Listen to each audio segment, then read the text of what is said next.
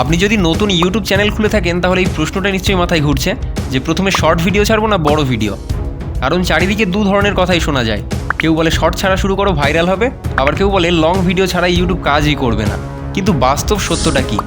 আজ এই ভিডিওতে আমি আপনাকে ইউটিউব অ্যালগরিদম অনুযায়ী 2026 সালের বাস্তব ডেটা আর যুক্তি দিয়ে বোঝাবো নতুন চ্যানেলের প্রথম কোন ভিডিও ছাড়া উচিত, কেন উচিত আর কখন কোনটা দেবেন।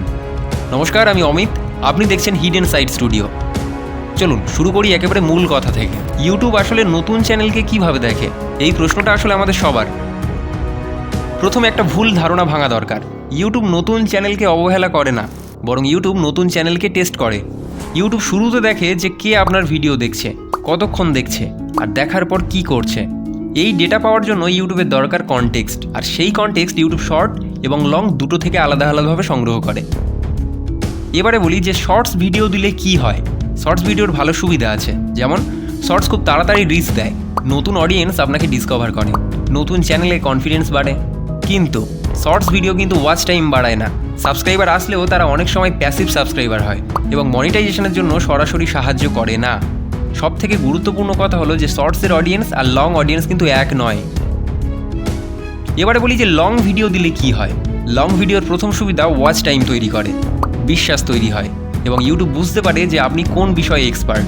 একজন মানুষ যদি আপনার 3 থেকে 5 মিনিটের ভিডিও ধৈর্য নিয়ে দেখে তাহলে ইউটিউব ধরেই নেয় যে এই চ্যানেলটা সিরিয়াস। কিন্তু লং ভিডিওর একটা লিমিটেশন আছে, যে শুরুতে এর রিচ ধীর হবে।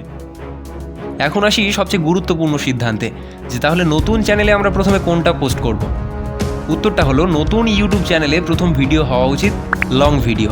হ্যাঁ, ঠিক শুনছেন, লং ভিডিও। কেন? ইউটিউব প্রথম থেকেই আপনার নিচটা বুঝতে পারবে, চ্যানেল আইডেন্টিটি ক্লিয়ার হবে এবং ভবিষ্যতের শর্টসগুলো ঠিক অডিয়েন্সের কাছে পৌঁছে যাবে। তবে এটা মনে রাখবেন যে শর্টস দিয়ে চ্যানেল শুরু করা ভুল না, কিন্তু শুধু শর্ট দিয়ে শুরু করা ভুল। আপনি যদি একদম নতুন হন তাহলে এই স্ট্র্যাটেজিটা ফলো করুন। প্রথমে 2-3টে লং ভিডিও পোস্ট করবেন, যার লেন্থ হবে 3 থেকে 6 মিনিট আর টপিক আপনার কোর নিজ। তারপর ওই লং ভিডিও থেকে শর্ট ভিডিও বানাবেন, কিছু ক্লিপ কেটে কেটে, এবং শর্টসের লং ভিডিও রেফারেন্স দেবেন। এতে কি হবে না, শর্টস অডিয়েন্স ধীরে ধীরে লং ভিউয়ারে কনভার্ট হবে। এবার আসি সবচেয়ে গুরুত্বপূর্ণ প্রশ্ন, যেটা আমাদের কম বেশি সবার, যে কখন ভিডিও আপলোড করা উচিত। টাইমিং নিয়ে প্রায় ম্যাক্সিমাম লোকের ভুল ধারণা আছে। তবে বলে রাখি, নতুন চ্যানেলের জন্য বেস্ট টাইম লং ভিডিও সন্ধ্যা 7:30 থেকে রাত 9:30 মধ্যে আপলোড দেওয়ার চেষ্টা করবেন। আর শর্ট ভিডিও দুপুর 1টা থেকে 3টে অথবা রাত 9টা থেকে 11টার মধ্যে। টাইমিংয়ের চেয়ে কনসিস্টেন্সি বেশি গুরুত্বপূর্ণ, এটা মাথায় রাখবেন। নতুনদের সবচেয়ে বড় ভুল কি জানেন? আজ শর্টস, কাল লং, পরশু কিছুই না। ইউটিউব তখন কনফিউজ হয়।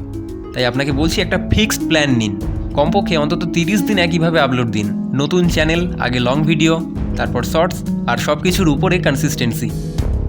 আপনি যদি সত্যি ইউটিউবকে সিরিয়াসলি নিতে চান তাহলে শর্টকাট খুঁজবেন না। হ্যাঁ, এটা ঠিক যে ইউটিউব স্লো, কিন্তু অনেস্ট প্ল্যাটফর্ম। এমন বাস্তব পরীক্ষা করা ইউটিউব গাইড পেতে হিডেন সাইড স্টুডিওকে এখনই সাবস্ক্রাইব করুন। দেখা হবে পরের ভিডিওতে আরও একটুখানি অজানা সত্য নিয়ে। ধন্যবাদ।